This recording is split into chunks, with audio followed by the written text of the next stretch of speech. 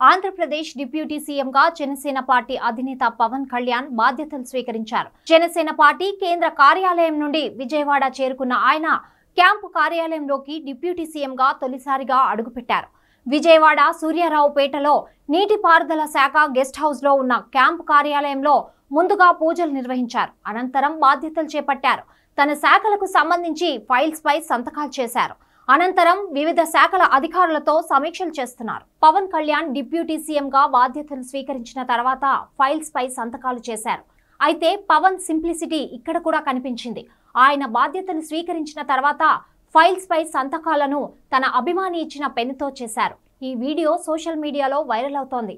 పవన్ కళ్యాణ్ మంగళవారం మధ్యాహ్నం మంగళగిరి నుండి బయలుదేరి అమరావతిలో ఉన్న సచివాలయానికి బయలుదేరారు. ఆయనకు అమరావతి రైతులు అడుగడుగునా ఘన స్వాగతం పలికారు. అయితే ఈ క్రమంలో పవన్ కళ్యాణ్ కాన్వాయర్ వెళ్తుండగా ఓ అభిమాని ఓ పెన్నును గిఫ్ట్ గా అందించారు. ఈ పెన్నును జాగ్రత్తగా తీసుకుని జేబులో పెట్టుకున్నారు. అయితే ఆ పవన్ అభిమాని ఇచ్చిన పెన్ను గురించి మర్చిపోలేదు. గుర్తు పెట్టుకుని మరీ ఇవాళ తీసుకొచ్చి ఫైల్స్ పై సంతకాలు చేయడంతో జన సైనికులు ఖుషీలో ఉన్నారు. పవన్ కళ్యాణ్ కు అభిమానులు అంటే ఎంత ఇష్టమో తెలుస్తోందంటూ కొందరు కామెంట్స్ చేస్తున్నారు. అయితే గత వారం పవన్ కళ్యాణ్ కు వదిన కొనిదెల సురేఖ ఓ పెన్నును గిఫ్ట్ గా ఇచ్చారు. ఆ పెన్ను విలువ 1,00,000కు పైగా ఉంటుంది.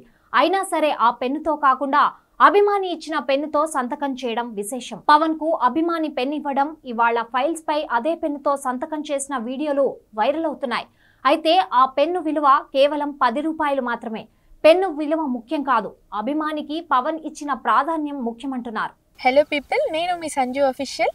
సో మనం వచ్చేసి ఎస్ఆర్ న్యూస్ని సబ్స్క్రైబ్ చేసుకుందాం, లైక్ చేసుకుందాం.